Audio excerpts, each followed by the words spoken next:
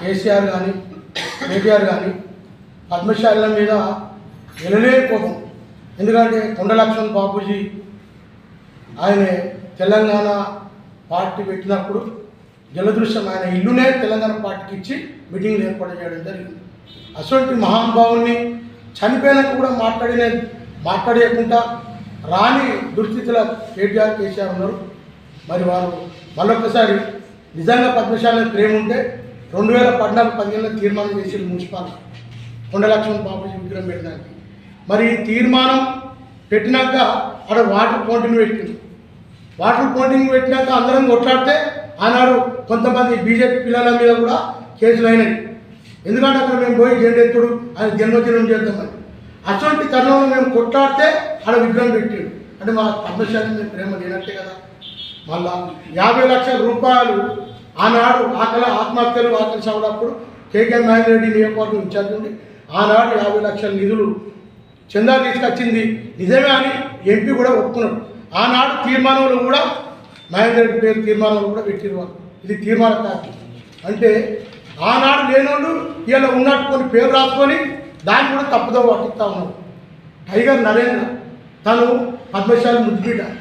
తను అవసరం ఉన్నప్పుడు ఆయన కడుపులో తలకాయ పెట్టి అవసరం లేనాక ఆయన మీద కూడా లేనిపోని కేసులు పెట్టి ఆయన అవగతి చేసిన కేసీఆర్ పద్మశాలను వాడుకొని విడిచిపెట్టడానికి వాళ్ళు వెనకాల ఏరు. నిజంగా ఏమన్నా అంటే చాలా మీద ప్రేమ ఉన్నట్టు గొప్ప చెప్పుకుంటారు తప్ప వాళ్ళు చాలులకు చేసింది ఏం లేదు, పద్మశాలకు చేసింది ఏం లేదు. అదేవిధంగా ఎమ్మెల్సీ సార్ సత్యనారాయణకు రాజీనామా చేయించి నీకు మళ్ళీ ఎమ్మెల్సీ ఇస్తాను ఆయన ఇయ్యలే. అక్కడ కూడా మోసం చేసింది. ప్రతి పద్మశాలికి మోసం చేసిన ఫస్ట్ ఎవరంటే కేసీఆర్ కేటీఆర్. అదే కాకుండా మొన్న జరిగిన బతుకమ్మ చీరల విషయంలో కూడా ఆడరు ఆయన ఇప్పచ్చు, పోనీ అసెంబ్లీలో మాట్లాడవచ్చు. 0 ఓవర్ కూడా పద్మశాలి గురించి కానీ సిరిసిల్ల గురించి కూడా ఒక్క మాట కూడా మాట్లాడని మంత్రి గారు, మాజీ మంత్రి గారు. మరి ఈరోజు ఏదో పద్మశాలకు నేను చెప్తా మీరు అంతా నాతో ఉండాలి, మళ్ళీ మనం ధర్నా చేద్దాం. ధర్నా చేస్తే నష్టపోయేది ఎవరు? వాస్తవానికి ఇక్కడున్న వ్యాపారస్తులు నష్టపోతారు. ఎందుకంటే ప్రభుత్వంలో ఉన్నప్పుడు నువ్వు ప్రభుత్వం నుంచి బతుకమ్మ ఆర్డర్ ఇచ్చి వాళ్ళ దగ్గర డబ్బులు ఇవ్వాలి. నువ్వు ఇవ్వక నువ్వు నీ దానికి కోసం నీ కాంట్రాక్టర్ల కోసం మీ దొరల కోసం అన్ని బిల్లులు ఇచ్చినప్పుడు మా పద్మశాలకు నువ్వు వెనుకేయలేదు. అది ఇవ్వకుండా మొన్న జరిగిన అసెంబ్లీలో నువ్వు ఎందుకు మాట్లాడలేదు? సిరిసిల్ల గురించి కానీ బతుకమ్మ చీరల గురించి కానీ ఎందుకు నువ్వు మాట్లాడలేదు? అక్కడ మాట్లాడకుండా మన సిరిసిల్లకు వచ్చి సిరిసిల్ల ప్రజలను అమాయకులను మనం రెచ్చగొట్టుడు ఇవి కరెక్ట్ కాదు. ఇటువంటి రెచ్చగొట్టే మాటలు మాట్లాడద్దు. 2 పద్మశాలి కూడా మీరు గ్రహించాలి, వ్యాపారస్తులను మీరు గ్రహించుని. నష్టపోయేది మనమే.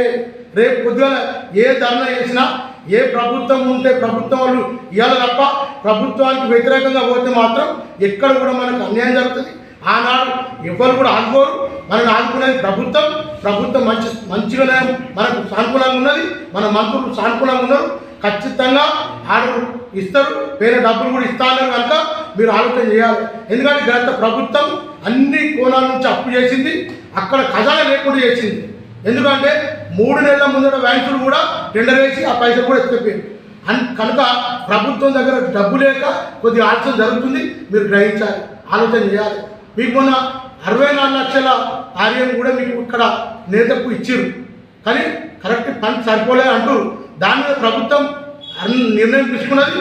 360 రోజులు పని కల్పించే ప్రయత్నం చేస్తూ ఉన్నది. మీరు కూడా ఓపుకోబట్టాలి. వాళ్ళ మాట వింటే తెలంగాణ వచ్చినాక మార్గం మనకు చెప్పి తెలంగాణ నడిపొందలు వేసిపోయారు. వాళ్ళు ఉసుకలేకుండా చేశారు. ఎవ్వరు ఏ స్కీమ్ చేసినా వాళ్ళ కుంభకోణం ఇవాళ బయటకు వస్తూ ఉన్నాయి గుట్టలు లెక్క. మనల్ని కూడా మనకు అట్నే మన శిక్షలను నీళ్ళలు వేసిపోతారు. కనుక మీరు ఆలోచన చేసి వీళ్ళకు ఎంత దూరంగా ఉంటే బీఆర్ఎస్ పార్టీ మీరు ఎంత దూరంగా ఉంటే మీకు అంత మంచిది అవుతుంది. ఎందుకంటే ప్రభుత్వం దిక్కే మనం పోవాలి. మీరు మొన్న ఆందోళన సంఘం వస్తే ఆ సిరిసిల్ల రవితో కూడా మొన్న ప్రభాకర్ మాట్లాడిండు. మీ పైసలు అన్నీ వస్తాయి, కానీ అంచెలుగా వస్తాయి. మన ప్రభుత్వం దగ్గర వాళ్ళు మొత్తం దోసుకొచ్చారు, డబ్బు లేదు కనుక మీరు ఒక్కసారి మీరు ఆలోచన చేయరన్నా అని చెప్పిండు. మనం కూడా వాళ్ళ మాట విని ఎందుకంటే ప్రభుత్వం దిక్కే మనం ఉండాలి. వీళ్ళు మోసం చేసేవాళ్ళు మనం పద్మశాలను నిజంగానే మోసం చేసారు వాళ్ళు. ఎందుకంటే నిన్న మొన్న మన కేసు మేము కూడా చెప్తున్నాం, కళ్ళు కూడా మా ఇజ్జత్ తీసిరు కనుక మేము కూడా ఎంత పోం. నేను కూడా ఈ మధ్యలోనే ఇప్పుడే రేపు ఎన్నో ఖచ్చితంగా పోలీస్ స్టేషన్లో కేసు పెడతాం. మా ఆత్మాభిమానం దెబ్బతిన్నది. దాని మీద కేటీఆర్ వెంటనే క్షమాపణ చెప్పాలి. క్షమాపణ చెప్పకపోతే మేము మాత్రం పోలీస్ స్టేషన్లో కేసు పెట్టి మేము కూడా రోజు ధర్నా చేస్తామని ప్రత్యేక ప్రకటన ఇస్తాం.